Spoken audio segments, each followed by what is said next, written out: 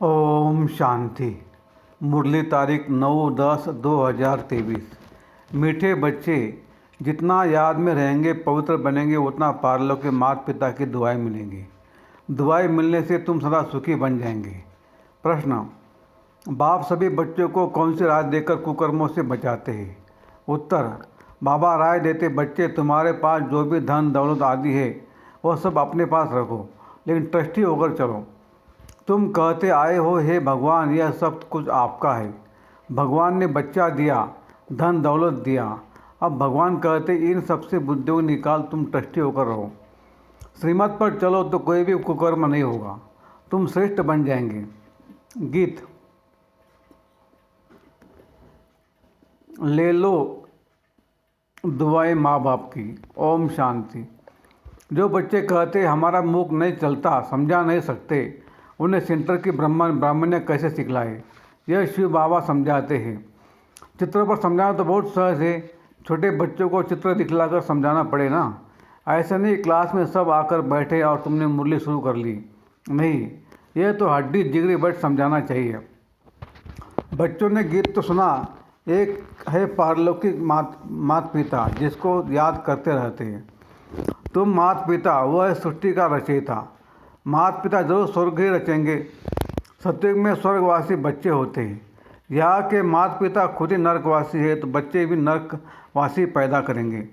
गीत में कहा, ले लो दुआएं माँ बाप की। तुम जानते हो इस समय के माँ बाप तो दुआएं नहीं देते, स्वर्गवासी दुआएं करते हैं। जो दुआ फिर आधा कल्प चलती है, फिर आधा कल्प बाद श्रापित हो जाते हैं। खुद भी पतित बनते तो बच्चों को भी बनाते हैं, उसे आशीर्वाद तो नहीं कहेंगे। श्राप देते देते भारतवर्ष श्रापित हो गए हैं। कितना दुख ही दुख है, इसलिए माता पिता को याद करते हैं। अभी वहाँ माता पिता दुआएं कर रहे हैं, पढ़ाकर पतित से पावन बना रहे हैं। यह है आसुरी संप्रदाय, रावण राज्य। वहाँ है दैवी संप्रदाय, राम राज्य। रावण का जन्म भी भारत में है। शिव बाबा जिसको राम कहते हैं, उनका जन्म भी भारत में है। तुम जब वाम मार्ग में जाते हो तो भारत में रावण राज्य शुरू होता है, तो भारत को ही राम परमपिता परमात्मा आकर पतित से पावन बनाते हैं। रावण आते तो मनुष्य पतित बनते हैं। गाते भी है, राम गयो रावण गयो, जिनका बहु परिवार। राम का परिवार तो बहुत छोटा है और सब धर्म खत्म हो जाते हैं, सबका विनाश हो जाता है। बाकी तुम देवी देवताएं रहेंगे। तुम अभी जो ब्राह्मण बने हो वही ट्रांसफ़र होंगे सतयुग में। तो अब तुमको माँ बाप की दुआएं मिल रही है। माँ बाप तुमको स्वर्ग का मालिक बनाते हैं। वहाँ तो सुख ही सुख है।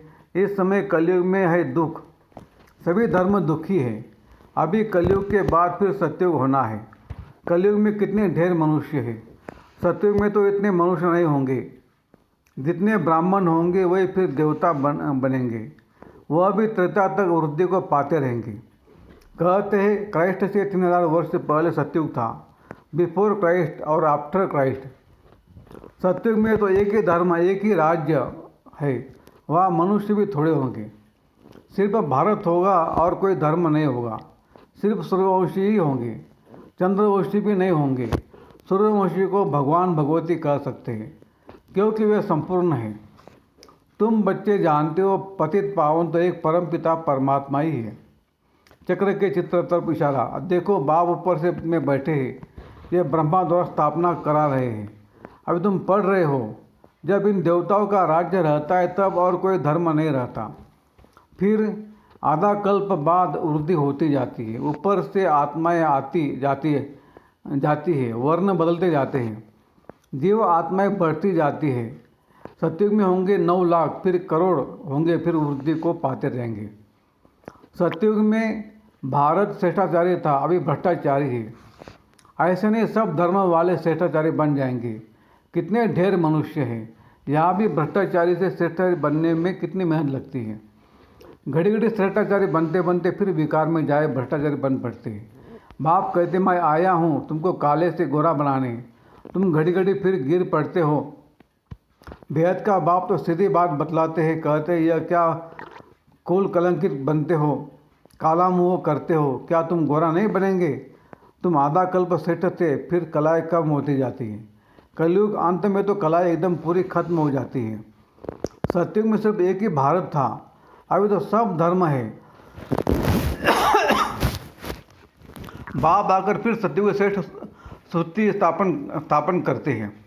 तुमको भी श्रेष्ठाचारी बनाना चाहिए। श्रेष्ठाचारी कौन आकर बनाते? बाप भाई गरीब निवाज, पैसे की बात नहीं। बेहद के बाप के पास श्रेष्ठ बनने आते तो भी लोग कहते तुम यहाँ क्यों जाते हो, कितने विघ्न डालते हैं। तुम जानते हो इस रुद्र ज्ञान यज्ञ में असुरों के विघ्न पड़ते हैं, अबलाओं पर अत्याचार होते हैं। कोई फिर स्त्रियाँ भी बहुत तंग करती है, विकार के लिए शादी करते हैं। अब बाप कामचिता से उतार ज्ञान चिता पर बिठाते हैं। जन्म जन्मांतर का कॉन्ट्रैक्ट है। इस समय ही रावण राज्य, गवर्नमेंट कितने शादमाने करती है, रावण को जलाते, खेल देखने जाते हैं। अब यह रावण कहाँ से आया? रावण का जन्म हुए तो 2500 वर्ष हुए। रावण ने सबको शोक वाटिका में बिठा दिया है। सब दुखी दुखी है। राम राज्य में सब सुखी सुखी होते हैं। अभी है कलयुग का अंत, विनाश सामने खड़ा है। इतने करोड़ों मनुष्य मरेंगे तो जरूर लड़ाई लगेगी ना। सरसों मुआफिक सब पीट जाते हैं। अब देखते हो तैयारी हो रही है। बाप स्वर्ग की स्थापना कर रहे हैं। यह ज्ञान और कोई देव भी दे न सके। यह ज्ञान बाप ही आकर देते हैं और पतित को पावन बनाते हैं। सदगति करने वाला एक ही बाप है। सतयुग में है ही सदगति, वह गुरु की दरकार नहीं। अभी तुम इस नॉलेज से त्रिकालदर्शी बनते हो। सतयुग में लक्ष्मी नारायण में यह ज्ञान बिल्कुल नहीं होगा, तो फिर परंपरा से यह ज्ञान कहाँ से आया? अभी है कलयुग का अंत। बाप कहते तुम मुझे याद करो। स्वर्ग की राजधानी स्थापन करने वाले बाप को और वर्षे को याद करो। पवित्र तो जरूर रहना पड़ेगा। वह है पावन दुनिया, यह है पतित दुनिया। पावन दुनिया में कंस, जरासंधी, हिरण्यकश्यप आदि होते नहीं हैं। कलयुग की बातों को सतयुग में ले गए हैं। शिव बाबा आए हैं कलयुग के अंत में। आज शिव बाबा आए, कल श्री कृष्ण आएगा। तो शिव बाबा और कृष्ण के पाठ को मिला दिया है। शिव भगवान वास उन द्वारा पढ़कर श्री कृष्ण की आत्मा यह पद पाती है। उन्होंने फिर भूल से गीता में श्री कृष्ण का नाम डाल दिया है। यह भूल फिर भी होगी। मनुष्य भ्रष्टाचारी बने तब बाप आकर श्रेष्ठाचारी बनाए। श्रेष्ठाचारी तोरे जन्म पूरे कर भ्रष्टाचारी बनते हैं। इस चक्र पर समझाना तो बहुत सहज है। झाड़ में भी दिखाया हुआ है। नीचे तुम राजयोग की तपस्या कर रहे हो, ऊपर लक्ष्मी नारायण का राज्य खड़ा है। अभी तुम थुर में बैठे हो, फाउंडेशन लग रहा है।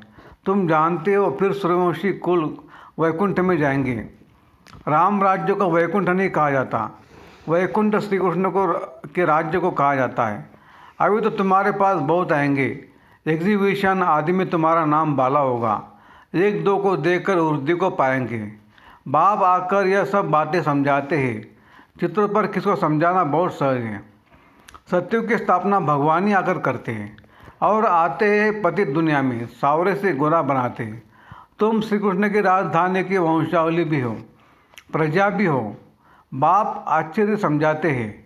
निराकार शिव बाबा आत्माओं को बैठ समझाते हैं कि आप मुझे याद करो। यह रूहानी यात्रा।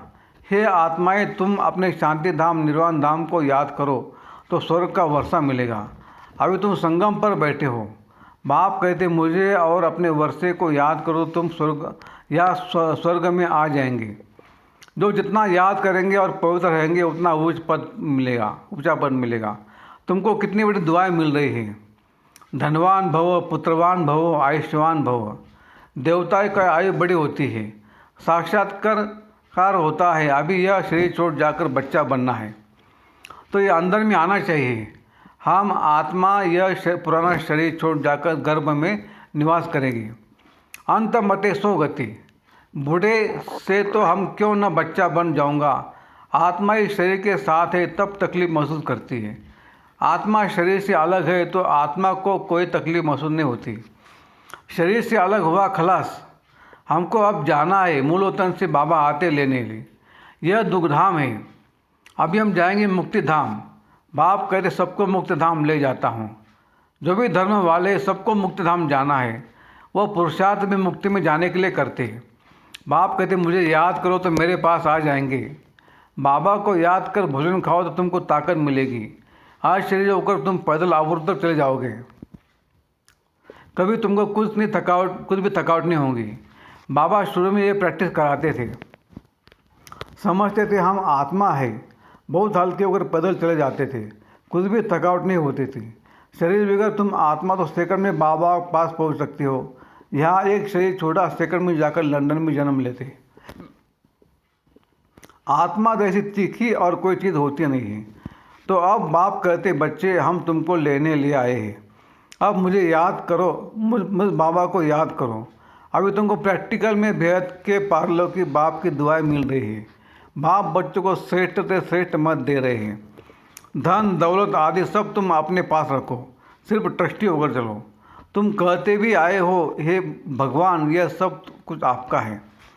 भगवान ने बच्चा दिया, भगवान ने यह धन दौलत दिया। अच्छा, फिर भगवान आकर कहते इन सब से बुद्धियोग निकाल, तुम ट्रस्टी होकर चलो, श्रीमत पर चलो। तो बाप को मालूम पड़ेगा तुम कोई कुकर्म तो नहीं करते हो।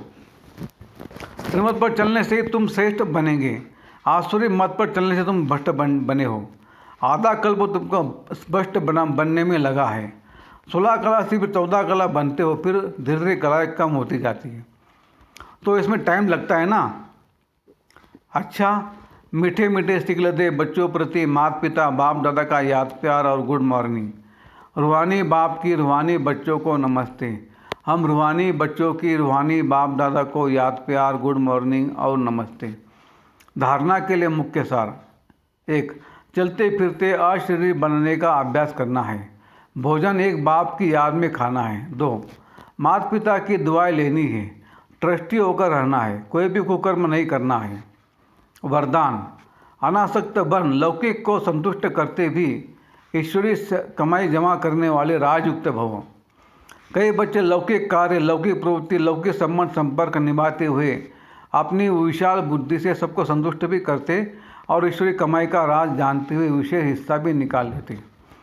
ऐसे एक नामी और एकानामी वाले अनासक्त बच्चे हैं जो सर्व खजाने, समय, शक्तियाँ और स्थूल धन को लौकिक से इकोनॉमी कर अलौकिक कार्य में फ्राक दिली से लगाते हैं। ऐसे युक्त राजयुक्त बच्चे ही महिमा योग्य हैं। स्लोगन: स्मृति स्वरूप बनकर हर कर्म करने वाले ही प्रकाश स्तंभ बनते हैं। Light house. अच्छा, ओम शांति शांति शांति। शुक्रिया बाबा, शुक्रिया आपका, लाख लाख शुक्रिया। Thank you thank you thank you.